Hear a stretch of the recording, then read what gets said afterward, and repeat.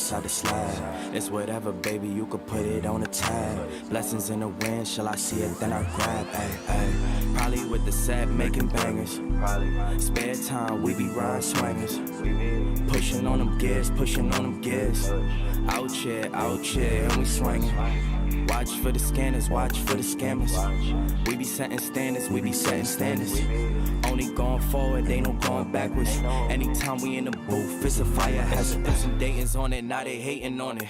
Supreme clientele, they was waiting on it. Pontiac, Firebird flying on them. I got a need for speed, I'm a Florida on them. Gran Turismo, running game on them. This is custom kitted, whip the pain on them. Forza Motorsport, change lanes on them. Twisted metal gang, throw the flame on them. Hey, probably with the set, making bangers. Spare time, we be rhyme swingers. Pushing on them gears, pushing on them gears. Out here, and we swinging. Watch for the scanners, watch for the scammers. We be setting standards, we be setting standards. Only going forward, they no going backwards.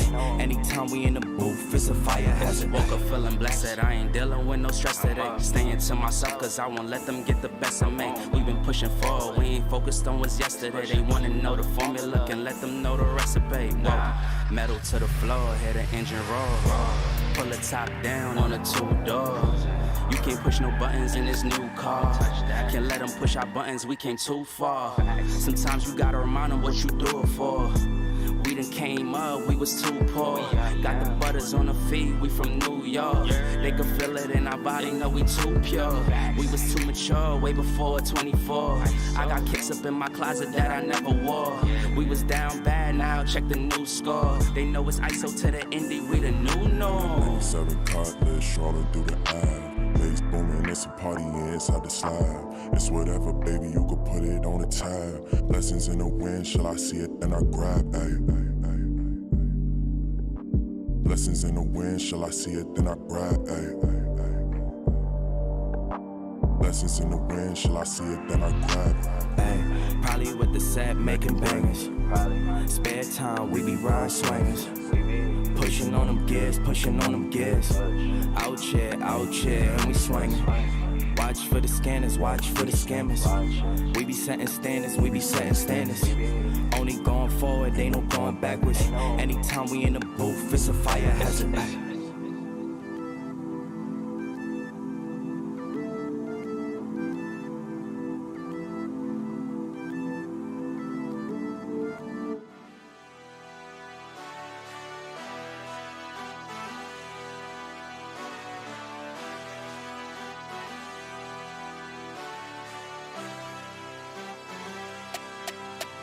Give me the loot. Might lose some battles, but winning no war. I get knocked down, I get back up. Get up and go, I stay ready for more. Go toe to toe till I level the score.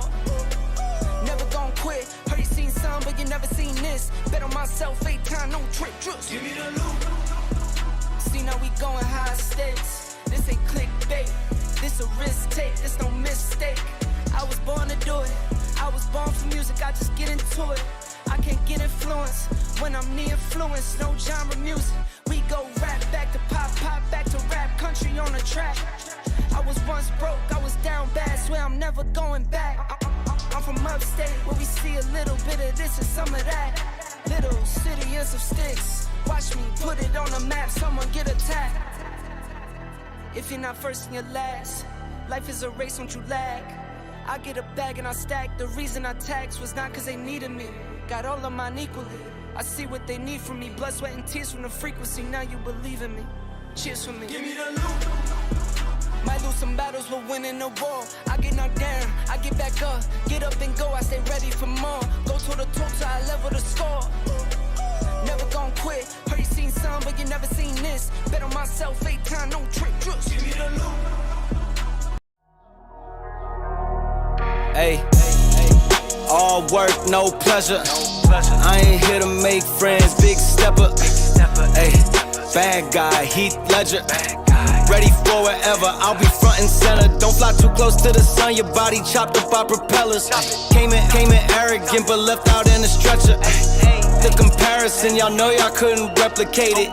Chillin' in the desert, I'm good under pressure. Stick around, let me hold it down, look at what we found. This a marathon, not a sprint. Let's go 100 miles from the ground to the clouds, never coming down.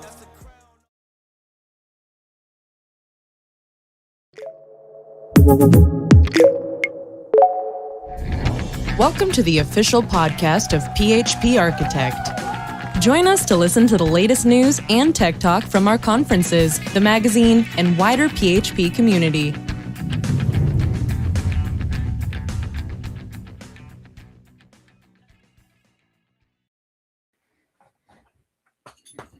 Hey, John. Hi, how are you? Long time no talk. Feels like I haven't spoken to you in a year. 2026, Not since last baby. year.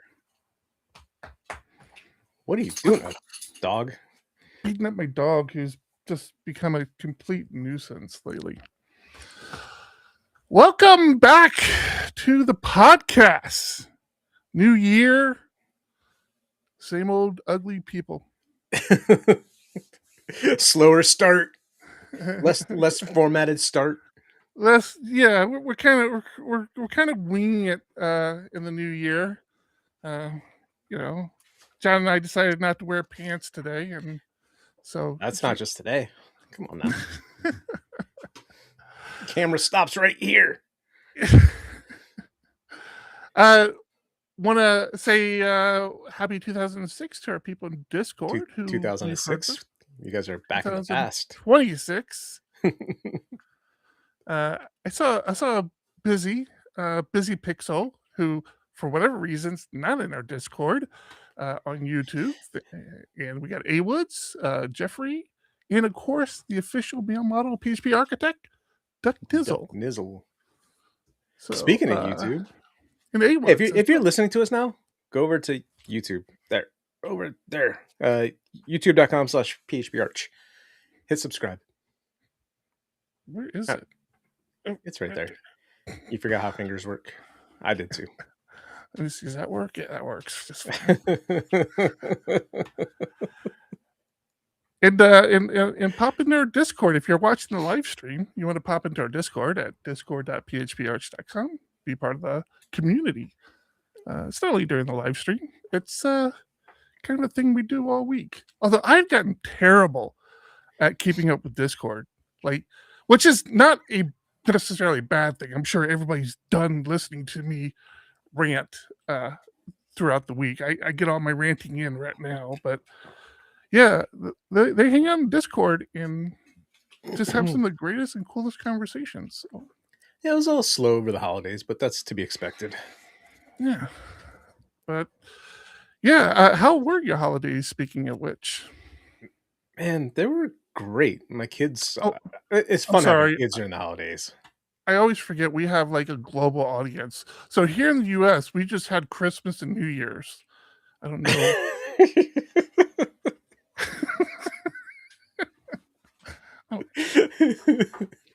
Not celebrated anywhere else. No, I'm pretty sure New Year's is specifically a U.S. A celebration. Yeah. Yep. I'm sorry. You were saying you have kids. Yeah, having kids makes that time of year fun. Minus the cost because it's friggin' expensive. Yeah. Especially as kids get older, they want cooler things, and they got what they wanted and then some. And my pocketbook feels it. Did I say that? Yeah. It's not fun, but continued working for the most part. I took off just Christmas Eve, Christmas Day, New Year's Eve, New Year's Day. And I do that for a very specific reason. And that's because for over a decade, I was forced to work Christmas Eve, New Year's Eve, all the way through, especially when I was at my previous employer, because they had to count inventory and it had to be accurate as of I remember December 31st. And he was a stickler about, no, we're counting it until it's done on New Year's Eve. And we were off in there till 2-3 o'clock in the morning counting inventory. And it was just a nightmare. The cool part was finally like 3 or 4 years before I left, I'd built a whole inventory system in PHP on handheld scanners, which was really cool. And I was able to make it where we could start inventory like a week prior, and then it would keep the inventory up to date so that we could finish very early on New Year's Eve. All we had to do is spot check, verify things, and then call it a day. Cool.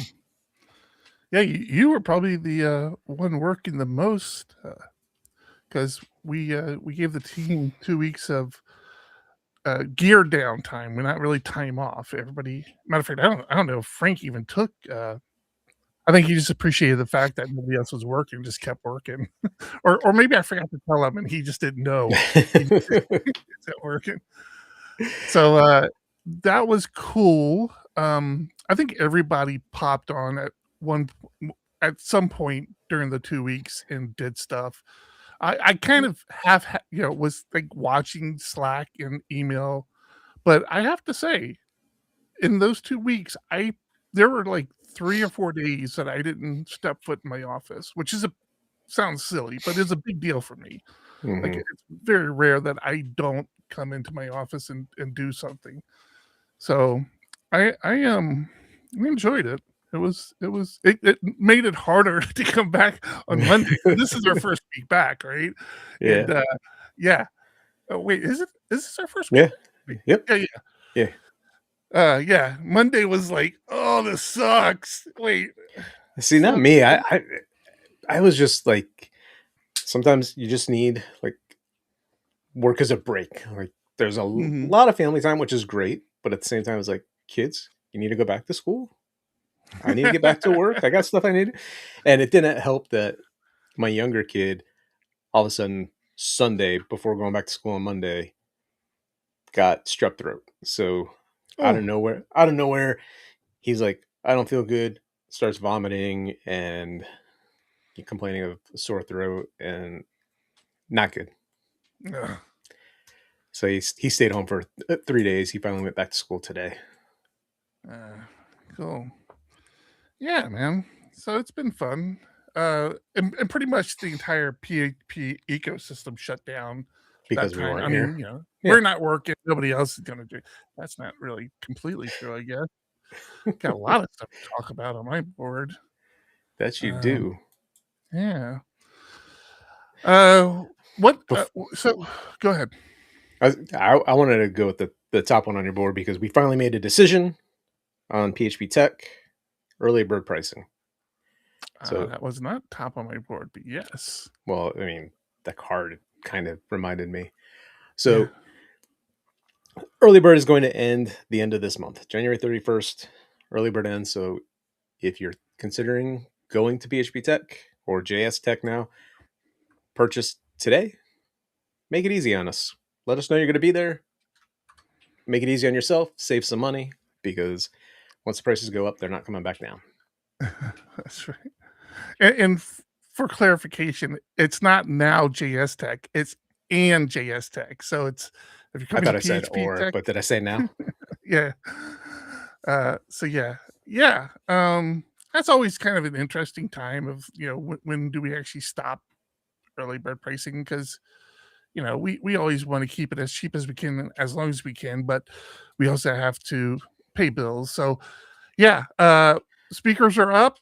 Schedules are softly kind of probably 90% done.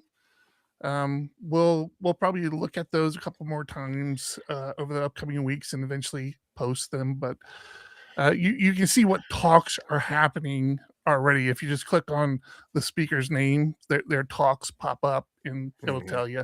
So we're not hiding anything. There's no big reveal. We just make sure everybody kind of gets a break between talks and everything. So we like to look at the schedule a couple times. And like I said, John and I have already gone through it once. Yeah, and I'm having a hard time wrapping my mind around how we're going to display the schedule, because it's really easy with Sessionize to throw out their JavaScript, but we're only going to be able to show the PHP Tech stuff on PHP Tech and the JavaScript on JS Tech.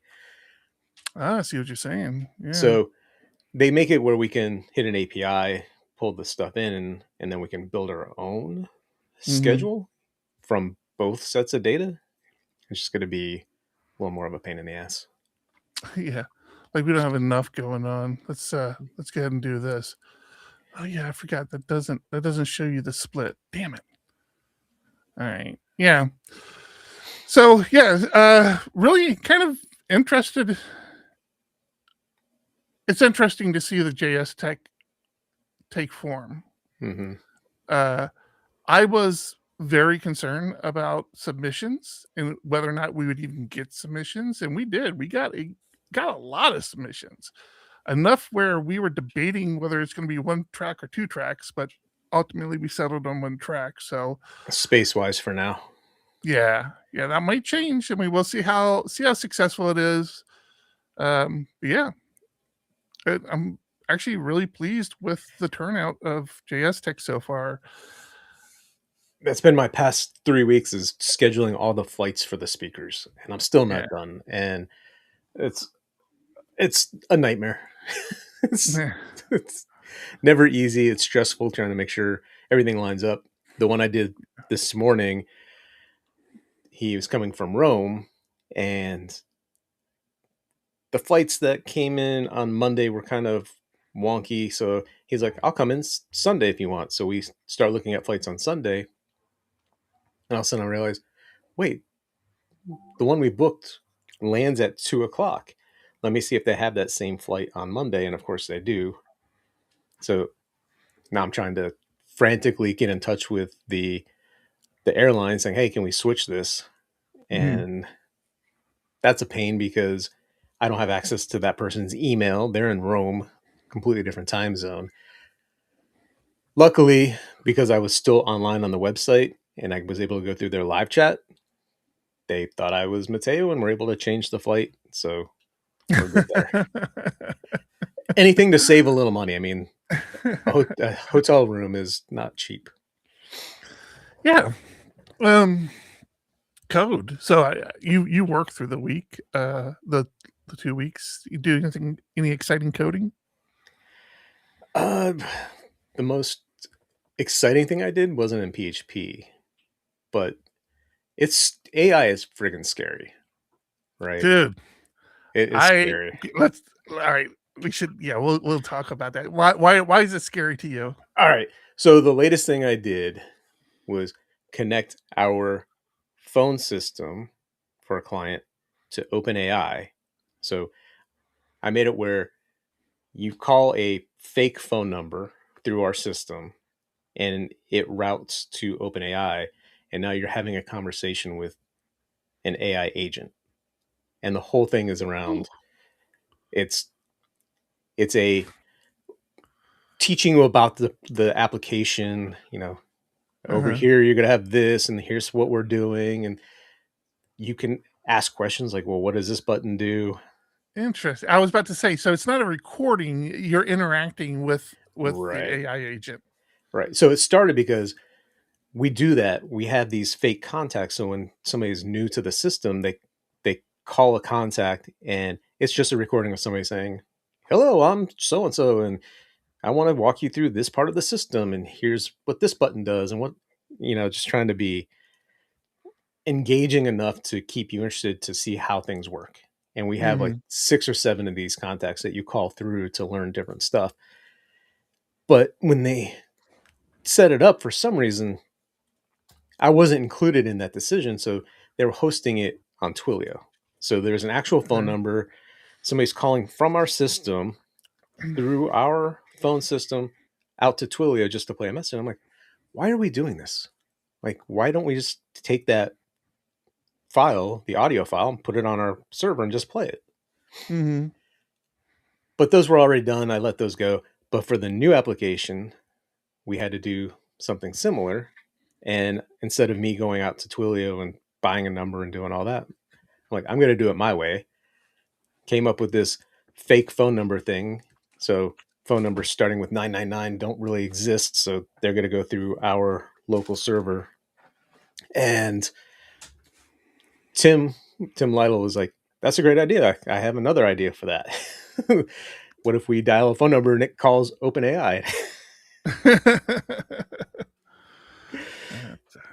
That Tim is a smart cookie.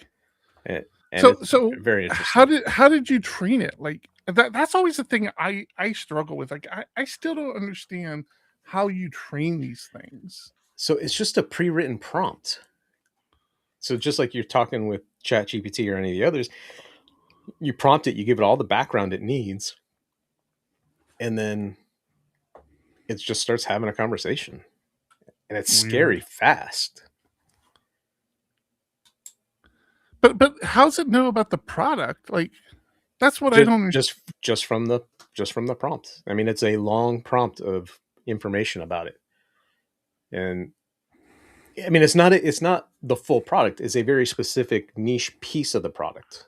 Like you're in this part of the application, and here's what I'm going to teach you about. So through the prompting, you tell the AI about it. Now it can somewhat regurgitate that to whoever it's talking to. That's crazy, man. That is crazy. Yep. Yeah. So the one thing I did do over the past 2 weeks is do a deeper dive into Claude Code and try to out of the box, Claude Code was pretty fantastic. Then you add on top of it the stuff that Laravel did to feed into AI engines, Claude being one of them, so that it has current documentations in patterns and things like that. It's gotten just so good. But I'm like, I feel like it could be better. And I spent a lot of time over the last 2 weeks trying to understand how to do that and how to make it stronger without overdoing. Because I have a tendency of overdoing these things. You know me with my plugins, my extensions. Like, oh yeah, I want that. Oh yeah, I want that, and it just gets out of control. And I hadn't really gotten a chance to put it to the test. And then today we had a code base this morning where we needed to do some upgrades to the framework, upgrades to Filament, upgrades to Livewire, upgrades to Tailwind, and I didn't have time to look at it at that particular moment. I could have just done a composer upgrade and just upgrade the existing versions of all the packages that were in there, but I wanted to bring it was on Laravel 11. I wanted to get to 12, and I know Livewire had some security patches come out that were really vital. So I'm like, okay, let me just throw my new Claude agent at this, and I'll just check in every couple minutes as I'm in my meetings and stuff and see where it's at. And it did, not only did it do everything, I had to, go in there and correct. We went 3 or 4 rounds to get all the errors flushed out, which is huge. It usually takes a lot longer than that. And I'm like, all right, this can't just work this well. And I deployed it. I tested everything local. All the tests I had written for that code base passed. Test everything local. And I'm like, I feel like I'm missing something. I'm going to go ahead and deploy it and see what happens. Totally expecting it to die. And I even told Joe at the time, who was working with me, I'm like, hey, I'm gonna deploy this. So more likely than not, we're gonna have to do a rollback here somewhere. And it was also the first time I tested using the Forge version of zero downtime deployments. So that's why we had been paying for Envoyer, because we wanted to be able to do zero downtime deployments. But that is now baked into Forge. So the only real reason you'd want to use Envoyer now today is if your environment is on multiple servers. Forge doesn't do that, but that wasn't the case with this site. It was on one server. So Forge had a way for you to migrate your Envoyer configuration over to Forge. And I hadn't actually had an opportunity to test that either. So I'm like, there's so many ways this could go wrong. Fortunately, it wasn't like this mission critical site. So had it totally busted, yeah, whatever.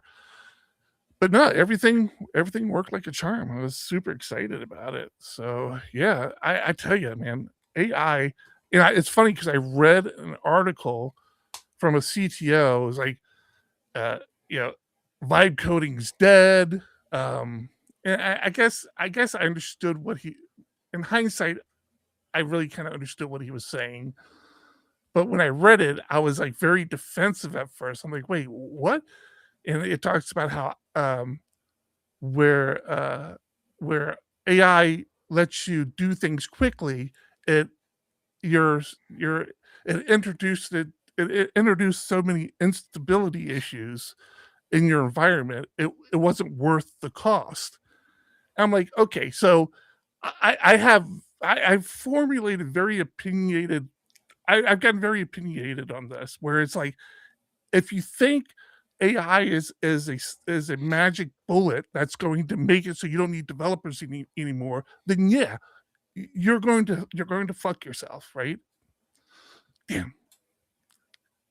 So one of my New Year's resolutions again this year was to curse yet less, and that's just going shitty.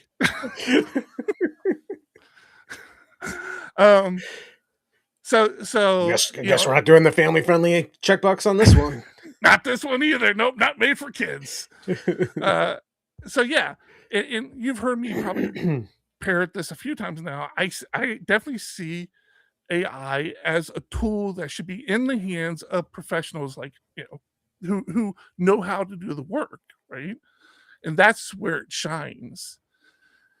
And I don't know, I feel like I didn't get through the whole article, but I feel like the guy was sort of trying to make that same statement, where it's like, it's I think he was trying to say the same thing, just was taking a very long way around about saying it.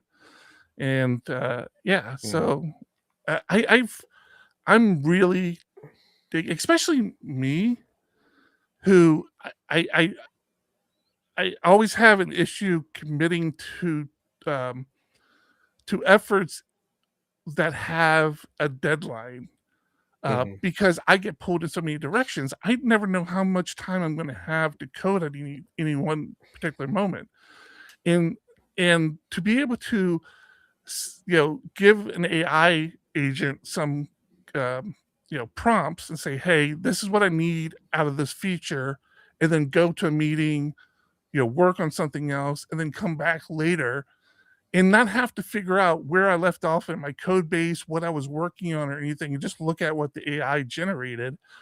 I don't know, man. I'm really starting to embrace that. And it's getting to the point where I'm getting nervous. It's like, I don't want to not be a PHP developer, right? I don't want to not be a developer. And I keep telling myself, no, that's why we're so good at using this tool, is because we do understand. Like, I'll tell it, love it or hate it, I love the repository pattern, right? And I'll tell the AI agent, this is the feature I want. This is the pattern I want you to implement with it. And this is what I want there. This is what I want here. And I need value objects here. And like I keep telling myself, or I keep trying to convince myself, that's why I'm still a PHP developer, because I do understand all these principles and patterns and things. So I could be lying to myself. I don't know. No, I was doing it yesterday with our PHP Tech site, because we realize it's not accessible and it's on our mind. It's just, we have a million other things we're working on, and unfortunately that gets pushed to the bottom of the list.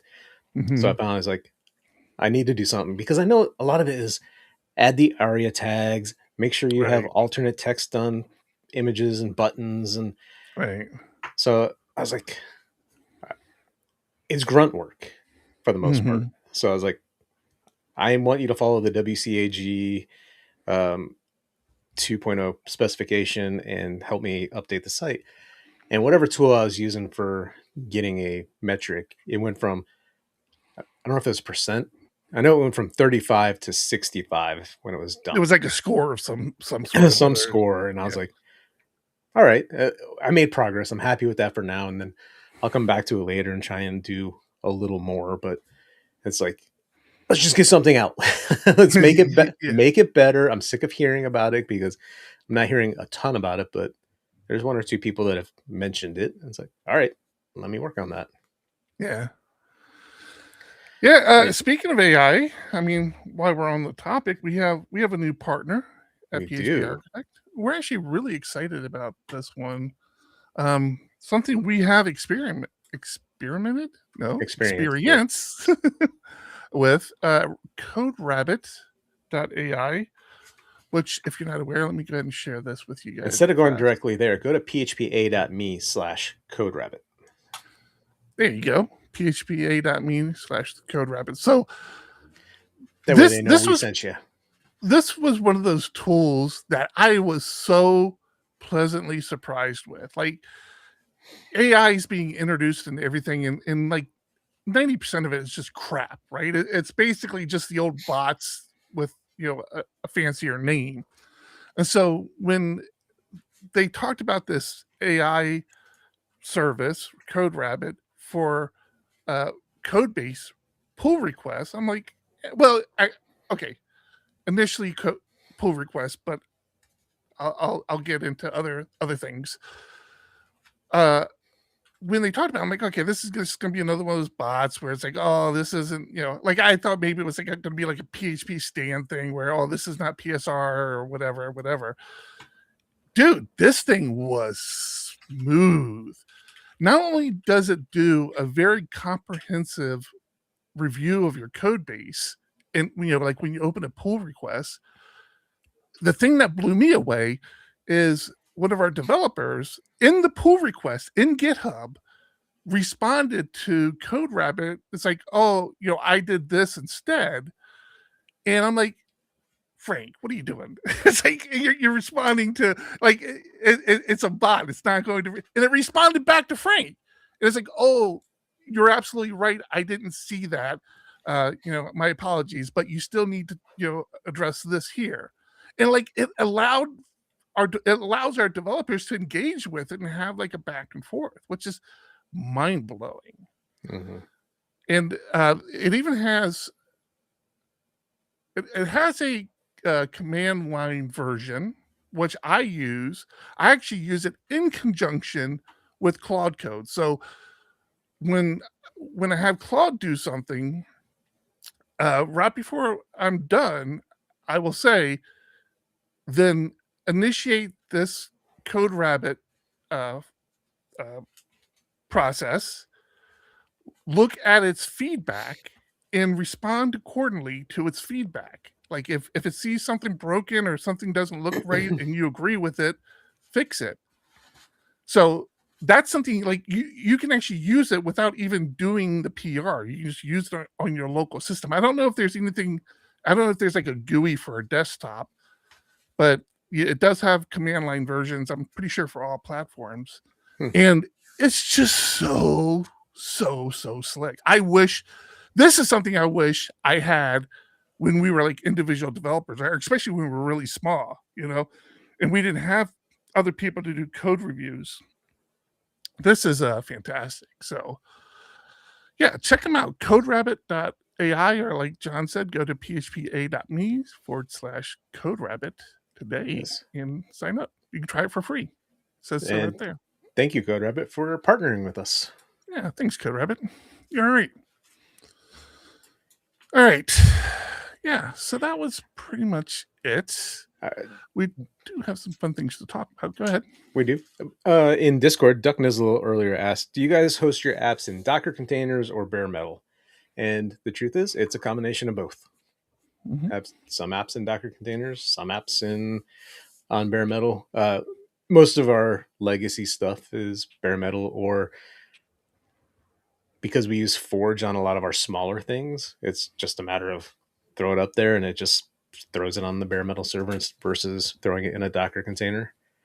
But for our client work, I know for our biggest client, we do a lot of Docker containers, and for the client code that I work on, the main application, the big one that's paid the bills for years, is still on EC2 instances, but all of the new stuff that is being written, all the microservices are all in Docker containers. The deployment process has been kind of standardized amongst all of these things so that we're all deploying our little microservices the same way. So starting to embrace that more and more. Yeah. Yeah, fun stuff. Did you take a card off of my thing? Would I do that? I feel like you would. I did not take a card off of your thing. Well, dang it. I need to find something since we're doing shout outs. Go ahead, keep talking. I need to find something real fast. All right, you do that. Speaking of AI, something came across Discord. Yeah, I think it was Discord yesterday, day before, about Tailwind CSS. Did you see that? Oh yeah, you do have something. You do have something on your board about that. Yeah. Do I? What do I have? Yeah. The morning walk. I haven't listened to that yet. I want to. It was hard to listen to, man. It was Really? really hard to listen to. But yeah, let's touch on this because I mean I felt all his pain when he was talking about this. So if you don't know, Tailwind CSS ended up letting go of 75% of their workforce. Granted, later I learned it was 3 people. Yeah. But I mean, that's still like, it's a big number. Like, our team is small. If we had to let go of 75%, that would suck. Yeah. I'd hate to see you go, John. Yeah. Well, trust me, I thought I was close to going the other day. Anyway, but yeah, letting go of your workforce when it's not in your control sucks. Mm-hmm. For us, it's going to happen when our clients say we're moving on to somebody else. We don't, for whatever reason. At that point, unfortunately, that's when you start laying people off. But they had to do it because of AI, right? Was that the reason? Not really the reason. So that was just kind of what sparked the frustration. So we're talking about Adam Wathan, who is the creator of Tailwind. And I felt it was like a weird thing to begin with, because it's a CSS library, right? Right. It's like the fact that you had employees was amazing. Right. Like you're gonna build a business off this. That's and they, to their credit, they did a great job. I mean, they had the Tailwind components library you could subscribe to, which again we did. Like we wanted to support Adam, and we were using Tailwind, and it was like, this will save us time not having to come up with these components. They did create services around the project to get income, which is how open source is supposed to work. You either create services or you make money, consulting, doing support or something. Yeah. So that's what they did, and I think it was just that wasn't bringing in enough money, and they were trying to think of ways to do that. And I think that a pull request or a conversation started up on a pull request or an issue or something about integrating AI stuff into it. Mm-hmm. And I think that Adam was just, not in a good headspace at the time, got frustrated and say, listen, I'm trying to keep my company right now. I don't have time to focus on this stuff. We don't have time to focus on this stuff.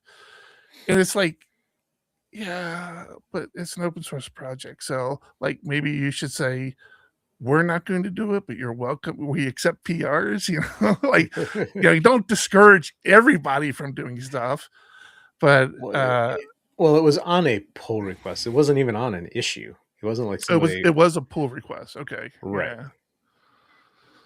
Yeah, I think where was your card at? You had that card. Yeah, here we go. Right here. Yeah. So yeah, I think that was just like, again, just just hit the wrong time. So here's what was shared. And I feel bad for this guy because he was trying to be helpful. He's probably a huge supporter of Tailwind. He's probably very excited to be using it, and he was just trying to be helpful, I'm sure. But let's see, if your goals are wait, this is actually probably after all that. Yeah, that was after. You want to go to the top? Yeah. Is it all the way up top? Yeah. I assume so. Add LLMs.txt endpoints that serves as yeah. So this was just somebody submitting a pull request to do this sort of thing, and to add LLMs.txt endpoint for LLM optimization documentation. So it seems like the work was actually even done already, and right. Yeah, I just think it was just bad timing. It's stressful, and I do think that's one of the things Adam touches on. So I there's two links here. The thing I shared earlier was Adam's podcast, where he's very open and honest and transparent about this conversation, and he even says he's like, I probably should have taken a moment before I replied, but yeah, he does talk a lot about, it's a small business. He felt really bad. I mean, I think he is in the same position you and I are on, where it's like, if we lost the company and it was just you and I who lost our, the way we make our living, whatever, we'll reboot, we'll figure it out. I mean, I'm not saying whatever. I'm not saying like it's right. Easy for us to find new work, but he carried the burden of the fact that people he liked very much, enjoyed working with, felt were extremely talented, that's why he hired them, are now looking for work. And he just felt like that's just a big impact. Like being a small business owner, man, it's I appreciate it. It's just so stressful. It's such a stressful thing to have. I think that's kind of what keeps John and I pretty grounded, fortunately. But yeah, it was tough. And again, we're talking about 3 people, but like John said, 75% of your workforce is 3 people. And the stress that comes along with that. Running a business is hard enough as it is, knowing that you are responsible for helping people put food on their table, and then when you can't, and you actually take it away from them, and like, good luck, find something else. That's hard. Right. And if you think about it, it's really more than 3 people, right? Because those 3 people are gone now. Adam, who had kind of stepped away from the hands-on development and code contribution part, now has to get back into that, meaning the higher management role of running the business, making sure projects are being managed correctly, setting priorities. That's now going to be more challenging for him to kind of do both. So yeah, it was 3 people, but in reality, it's probably more like 4.5 people, I didn't read through the entire comments in there. Somebody else replied saying, as someone who has sponsored Tailwind CSS in the past, this is a disappointing response. Would you like to disclose the fact that sponsoring gives one access to an official collection of LLM rules? So there's already something there, but you have to basically be a sponsor of the package to get access to it. So now there's speculation. Was it because of the business thing, or was it because you want to make money off of it? Which, if so, is fine. You're running a business, and if that's what you want to do, just disclose it and say, hey, if you want this in the product, sponsor us and you get access to it. We're not going to make it easy for you. Yeah. And it's always this fine line that open source projects, especially modern open source projects, struggle with, because everybody wants to make a living. I mean, we saw it. We kind of see it a little bit with internals. That's why the foundation was established, because there's a very clear need to have retention on these core developers of these projects. Yeah, it's great as open source. It's great anybody can contribute, but you need that steady, regular group of people who understand the history of it, the direction of it, the priorities of it. Yeah, it's tough, man. And like I said, I feel for the guy. I don't think he handled it exactly perfectly, but I'm sure he did a much better job than I would have. Yeah, we've all done that. Like a knee-jerk reaction, you get upset, you respond in the moment. Yeah. And unfortunately, when it's online, they're almost perpetually. Granted, see, delete. This is where I struggle a little bit. So he's like, I'm going to lock this one. It's spiraling a bit. Appreciate the support from everyone. We're figuring it out. And then he closed the PR and merge. I'm like, well, he did that originally, like way up. He closed it, and then there's a whole lot of conversation after, like closing this is unacceptable or it's against the spirit of OSS. Which, I mean, it's a valid point. So after so many comments of back and forth, that's why he locked. He's like, it's out of control. We're not getting anywhere with it. What's done is done. Let's move on. He had to do it for his own sanity, right? Yeah. Having people come at you like that for an open source project. And let's be clear. I mean, it's easy to freak out about this sort of thing. Tailwind isn't going anywhere. I'm sure Adam's company isn't going anywhere. He's just, readjusting, which is fine. I mean, a matter of fact, I think I saw, where did I see it? Oh, I meant to bookmark that for the show. I think I saw somewhere. Oh, shout out to our Discord. Again, discord.phparch.com. So yeah, a lot of this conversation was in our Discord. And then somebody posted today that like Google or some group at Google is now a sponsor of Tailwind.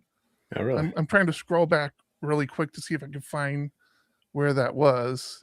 But yeah, I saw that. I was like, holy crap, really? Am I even in general? Come on, Discord. If you're still around, here it is. I got it right here. Boop. Let me share this with you guys. Open this up. So he goes, I'm happy to share that we, Google's AI Studio team, are now sponsor of the Tailwind CSS project. Honored to support and find ways to do more together to help the ecosystem of builders. So yeah. That's nice. Yeah. So that's kind of cool, and this has like always been the struggle with open source. It's like all these big companies depend on stuff, like depend on these projects to continue to work, but none of them want to contribute so much as a dime to any of them. I had one of the riskier arguments I think I've ever had as a young IT person working in the enterprise with one of our management team about why if we're not going to contribute to these open source, financially contribute to these open source projects, we shouldn't be using them. And, go ahead and give, like, I just couldn't understand. I knew how much money we were giving to IBM for their WebSphere product. Mm-hmm. And it's just like, we're going to get, okay. So just keep doing that. Just keep tossing all this money over to these other companies.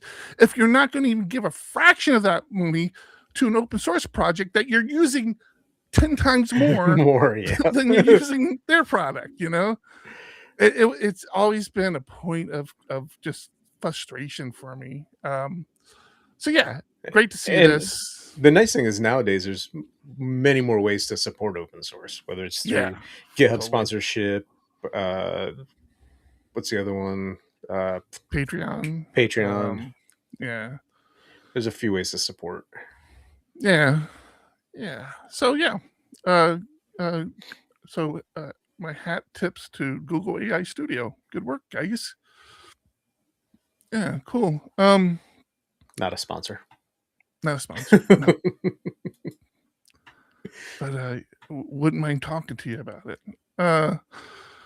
We have, speaking of Discord, let me bring this up too, since I've already got my Twitter zoomed in. One of our Discord members and contributor to PHP Architect, Wendell, who just started a series on PHP Enterprise, which I was super excited to work with him and get that, is now working at Laravel. He is the senior software engineer at Laravel PHP open source team, which is just a crazy title to have. But yeah, so yeah, I don't know if he's in there right now, but he occasionally pops into our Discord. So if you know Wendell, give him a congrats. Congrats, Wendell. Really excited. Yeah, that's super, super cool. Tell Taylor to send you to PHP Tech. Yeah, right? Holy crap. I'm slipping, man.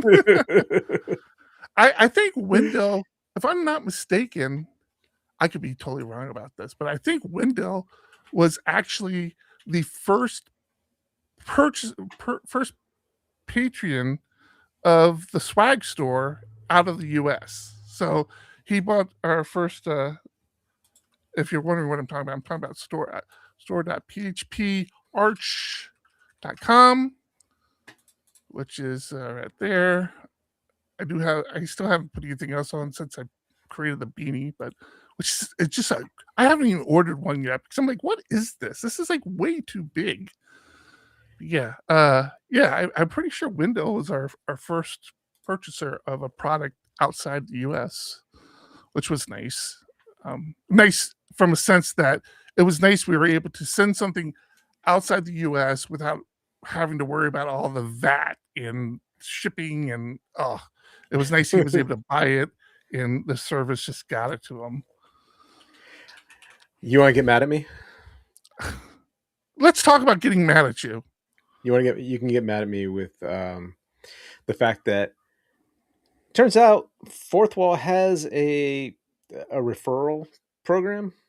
What? That I didn't know about, and I got our local Little League to set up a store, and now they're making sales through it. And I'm like, son of a bitch! God,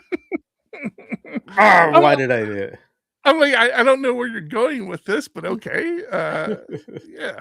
Now I am mad. Yeah. It was so funny. We talked about it earlier. I mean, I joked about the fact that I was going to see how long it took John to piss me off in 2026, and it took him a total of 48 hours.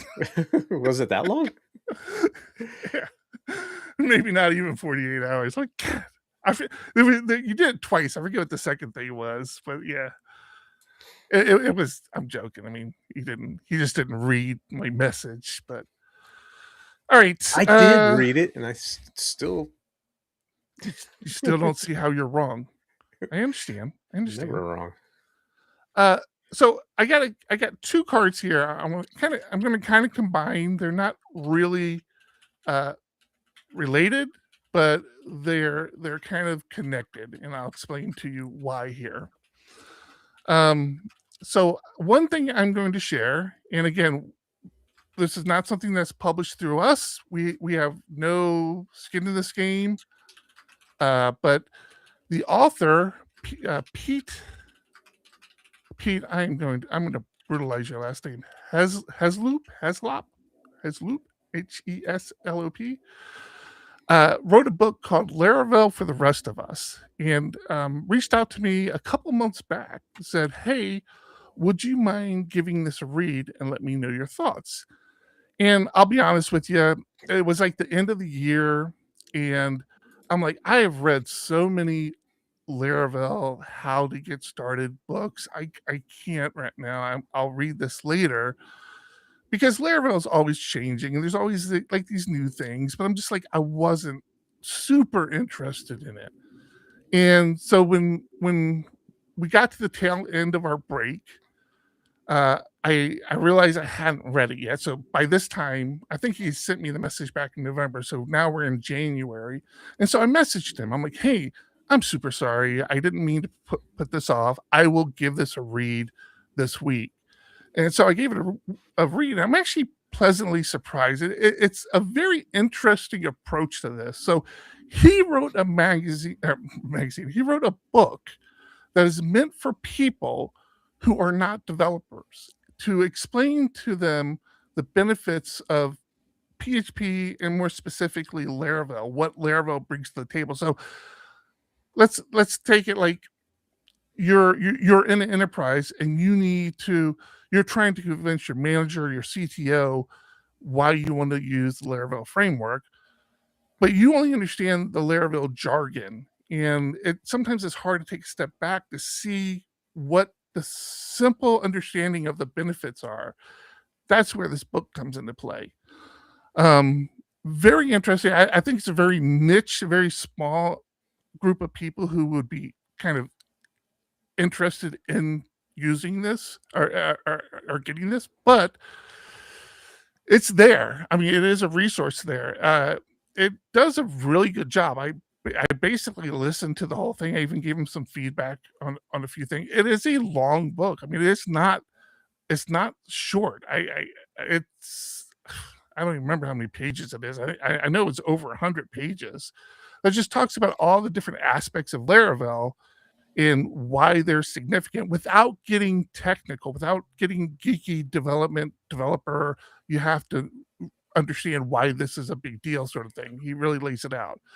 So if you think that's something that you could leverage, or it's something that you think somebody else might need, the link will be in our show notes. Again, we get nothing out of this. I just, I know him. He reached out to me. I don't know him personally, but he had reached out to me, and I gave it a read, and yeah, I thought it was really good. So I will put this in the show notes for anybody who might need it. Now, kind of along that same lines, but different. You want to move that card over for me, John? Sure. Nuno did something I thought was very clever and started a site, Why PHP in 2026. Now, again, this is one of these goofy things, but like, if you make money doing PHP, especially if you're not working for a single organization, you understand the trouble you can have trying to convince, especially why PHP is different than it used to be, more importantly, but like why PHP is relevant, probably more relevant today than it's ever been. And Nuno, and this is an open source project. You can actually contribute to this if you want. But Nuno created this why PHP in 2026 does just a really, and this is not, Nuno works for Laravel. This is not Laravel specific. But of course, Laravel's highlighted, but yeah, he has Symfony down here, Composer, PHP Stand, Pest, PHP Unit, Plate, and even Rector. Just a really good, very clean, very easy to read, easy to look at website. So again, if you're one of those people that likes to have the ammunition on, what makes PHP so good and so worth having, this is one of those things. I am going to start including this little tag starting today. It's already actually in the show notes. I already created the blog post. This will always be in the bottom of our show notes moving forward because I think it's that important. So we've had Nuno on the show before. I've had so many conversations with the guy. He's really one of the smartest people in our community. I love talking to him. Not only is he smart, but he's excited. Like there are smart people who are great with PHP, and I like having conversations with them. And then there are people like Nuno that are smart, like having conversations with them, but they're also excited about it, and they enjoy talking about it. They enjoy sharing, and he's just one of the just best people in our industry. So yeah, give it a look. I like it. I'll add to my, not that it matters. It's easy to add to your GitHub README. Yeah. I saw that. I hadn't done that yet. So yeah, might as well. Yeah, why not? Where are we at? All right. We're right here. We're right where we're supposed to be. Hey, Sarah. Sarah is in Discord. You say hi as she dogs on you. It's Eric. Damn it! What did we say earlier? I'm the Rodney Dangerfield.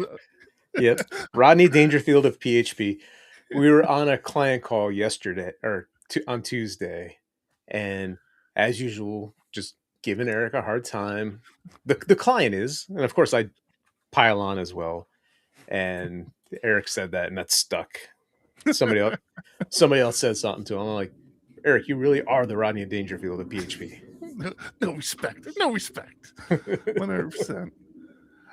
For anybody interested, so we're at 4:00 right now, which is about Pacific the time we typically wrap up.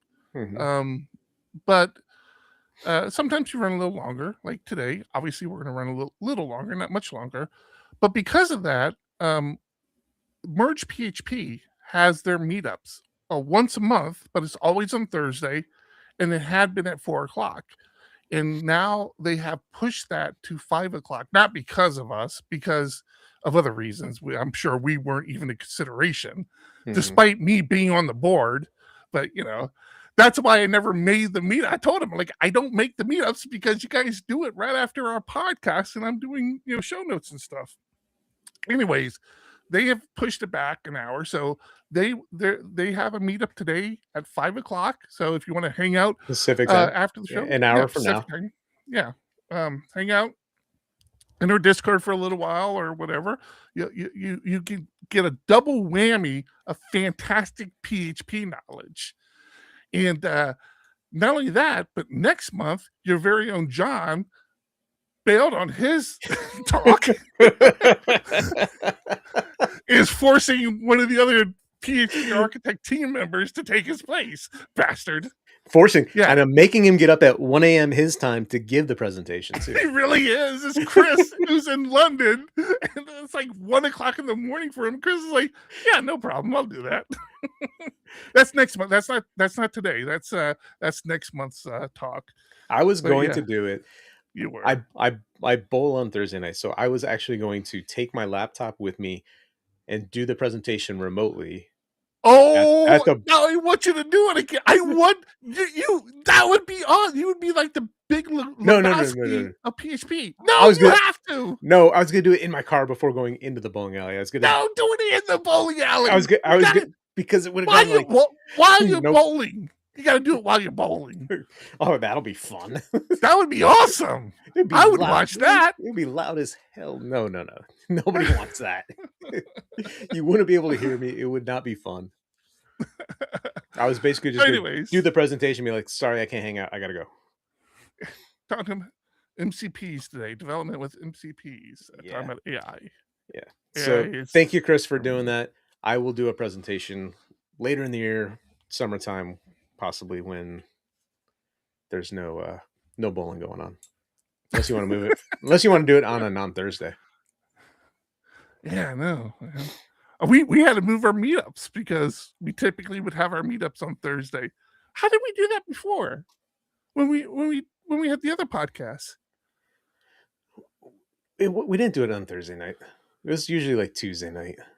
Was it Tuesday? Oh, I think so. It was Thursday.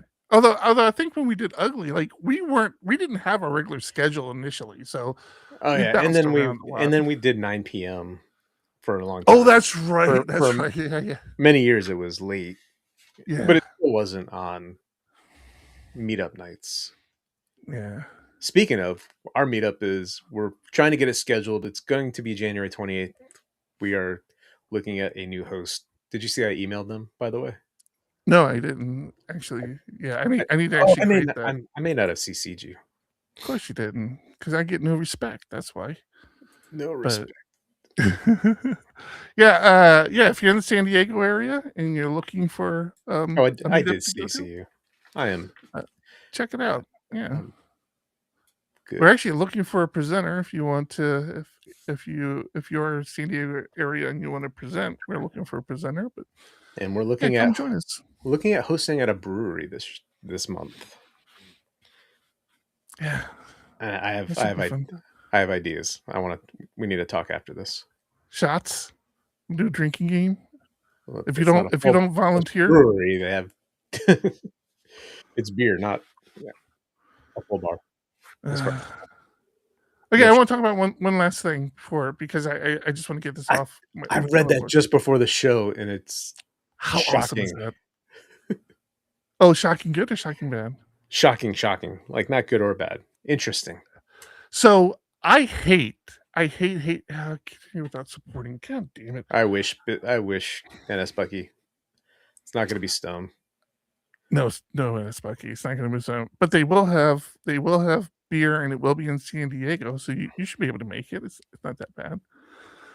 One of my things I hate the most as an American is mail, because nobody sends mail anymore. All you get is junk. Junk and bills. Yeah, junk bills, and most bills are on like I don't know what companies you deal with, but like I deal with companies now where they're like, oh, if you want us to keep mailing you a bill, we'll have to charge you extra. It's like, then don't charge me extra, just don't send me the bill. I get stupid stuff like from the Maine Department of Revenue, and like, I gotta deal with all the taxes and crap. I hate mail. And our mailman hates us. So this is the first house I've ever lived in. Does your house have the mailbox on your house? No, it's down at the street. Okay, so this is the first time I've ever lived in a house where you had to go to like a communal mailbox to get your mail, which I frustrates me because I pay taxes for the Postal Service. You keep raising the price of stamps, and yet you're doing less work. I don't get it. It pisses me off. And then the work you're doing is for junk mail. I can't stand it. I hate the mail. So anyways, Danish Postal Service has officially stopped delivering letters after 400 years, and I should share this. And yeah, after 400 years.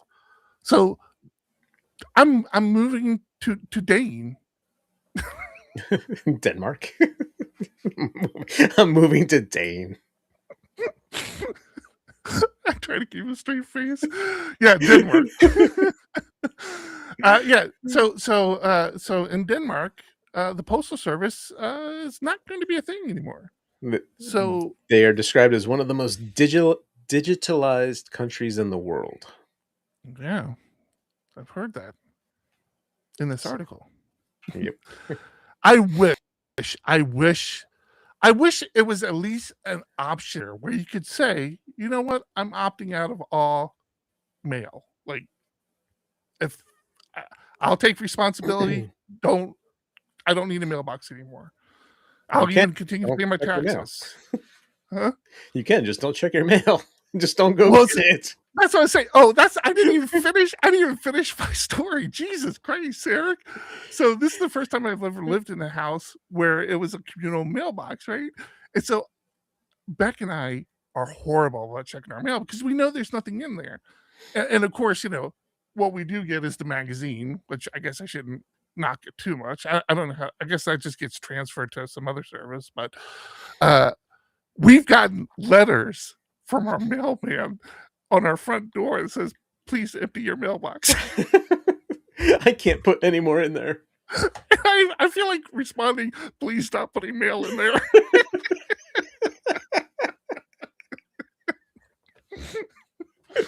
Oh, man, it was so funny. It's happened twice now where it's like, because days go into weeks, and next thing you know, you haven't checked your mail in like 3 weeks, and the mailman is just like begging you to go empty your mailbox. Please bring my mail to me. Put a mailbox on your door, say put it in here. Oh man. All right. Yeah. I think that's it for me. You got anything else you want to talk about? No. We've gotten rid of the penny. So it's not long before we get rid of mail. Yeah. That's hasn't officially started yet, though, has it? Or has it? I think so. Pretty sure. I think it started this year, right? They stopped minting pennies. I honestly, Like if I'm in some weird situation where I have change, my brain starts to break down. Like I don't know what to do with change anymore. Yeah, they stopped minting late 2025. Yeah, there we go. Yeah, I Each matter of fact, penny, each penny costed more than 3 cents to make. And again, our taxes, well, yeah, we won't see any savings, but yeah. No, Yeah, I don't because care. now you're seeing in different businesses like there's no penny, so we're rounding up to 5 cents. Yeah. Oh, I've seen business where it's like, no cash. Yeah. They have no way of taking cash, which is weird. But yeah, I don't know if that's legal, is it? I think because I see them all the time. I know I have too, but I think it's legal. If you wanted to fight it, I think you could. Yeah, I feel like you should be able to. It's like, yeah. Anyways, yep. Like I said, I don't even carry my wallet anymore. I just carry my phone and do tap to pay. So I don't even have my plastics with me anymore. I like it because with the tap to pay, it's not the same credit card number. It's not like, it's harder to steal your identity when you do that. So that's why I do it. And then we finally here in California, we've gotten the digital license, which it's funny because like nobody recognizes it. Although I just see TSA. The last time we traveled, where did we go? It must have been Denver. No, it was Texas, wasn't it? Oh, was it Texas? Yeah. Wherever it was. Yeah, it was like, if you have a digital license, TSA will use it. What annoys me is I had that on my phone, but it seems like every time I go to open it, you need to refresh it. Yeah. And the one time I needed to, it was like I had no internet connection. Like there was no way to refresh it. I'm like, luckily I have my wallet with me. This is stupid. Yep. Yeah. Yep. All right. Cool. It's not like just a picture of it on your phone. Well, that's the weird thing about it. It's like even to get to your picture, it's like it's a couple taps. It's not like you just pull up a picture version of your license. It's like, oh, there's this barcode they can scan, and then if they really need to check your ID, you have to click another thing to actually pull up your face, and it's so weird. That's like, did you hear one more thing before we go? Because you live here in California with me. California did this big push for real IDs, right? Yep.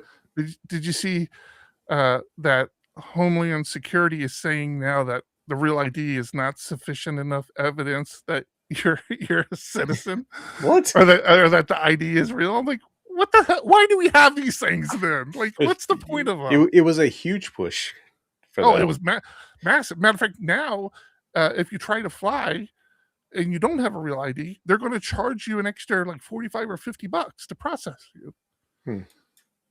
It's now if there are other forms of ID in place of real ID. You can have your passport. I forget what else. Passport's one that always comes to mind for me because the kids have those. But yeah, it's nuts, man. And the frustrating thing about, do you have a real ID? I do. Yeah. I mean, it's easy enough to do. It's just a driver's license. I was going to say, the frustrating thing about it is here in California, I think it's pretty much everywhere in the U.S. now, to renew your license, it's just like you just mail in a check, say, hey, I need to renew my license, and they send you a new license, right?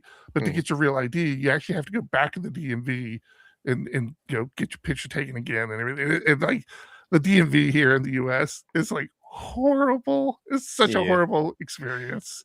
Well, every so often you have to go in anyway, and I think it was my time to actually go in to renew it. Like, so you're fortunate, yeah. The funny thing about mine, and I don't even have my license. Like my wallet isn't even at my desk anymore; it's in my dresser. The funny thing about mine is I had been growing my hair out for PHP Tech. And so, like, I got this big beard and all this long hair, which I never have.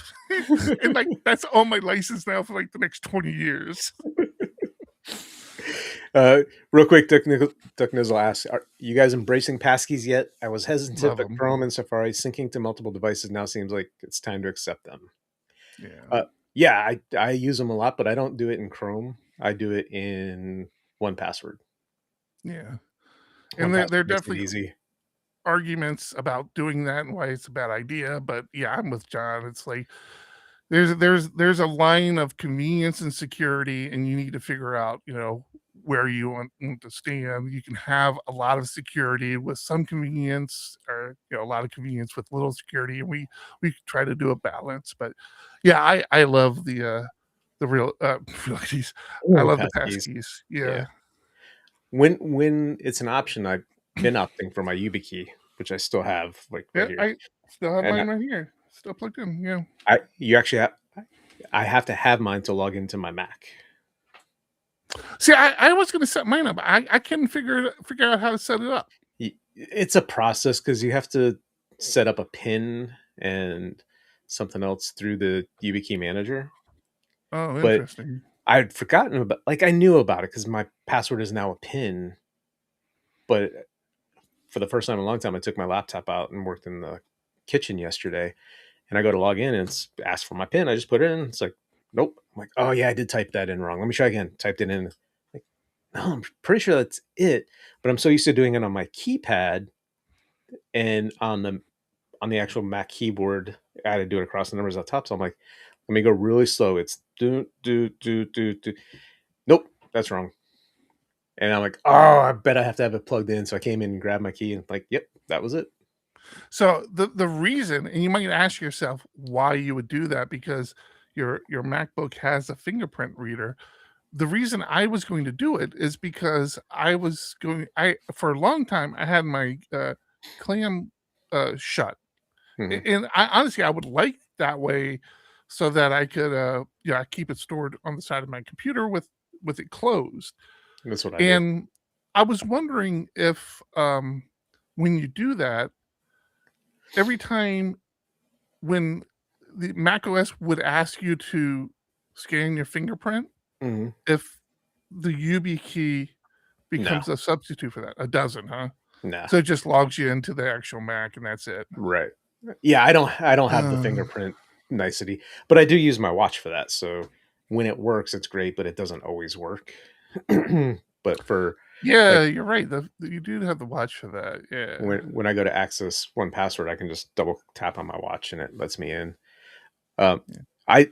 Jeffrey, yes, I do have the fingerprint sensor, but like Eric said, my laptop is against the wall back there.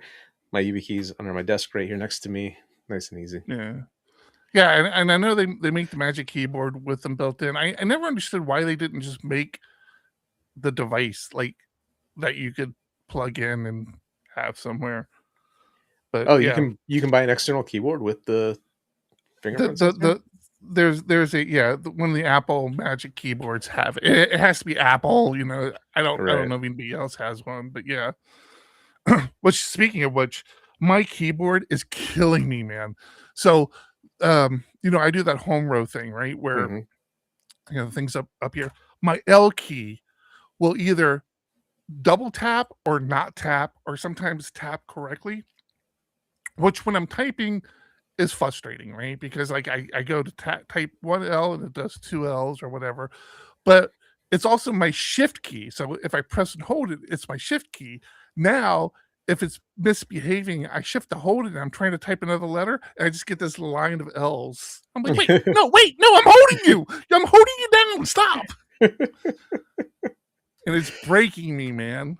I've gotten so addicted to that, and I need to figure out what's going on with this L key. Time to pull the cap, clean it out, see what's going on. I actually did that over the break. I pulled all the caps and cleaned the whole keyboard. That's probably what busted it. Probably should have used so much pledge. Alrighty. Okay, that's it. We're gonna be done. Yes. Thanks again for hanging out. Yeah. Thank you. Thanks again to CodeRabbit for partnering with us and being a new partner of the show. Look forward to a long and happy relationship. Definitely. Okay, everybody. I hope you all had a good holiday, and I hope you're ready for 2026 because it is shaping up to be a banger. As the kids say. Bye. Bye. This has been PHP Podcast, the official podcast of PHP Architect, the industry's leading tech magazine and publisher, focused on PHP and web development. Subscribe today at phparch.com to see what the leaders in the community and industry are talking about.